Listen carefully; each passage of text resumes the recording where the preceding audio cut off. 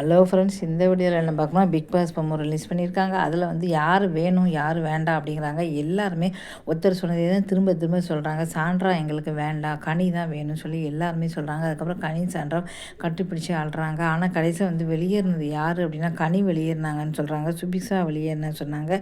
2 பேரில் யாரோ தான் வெளியிருக்காங்க. சாண்ட்ரா வந்து வெளியேறல. ஆனால் எல்லாருமே சாண்ட்ரா வெறுக்கிறாங்க அப்படின்னு தெரியுது.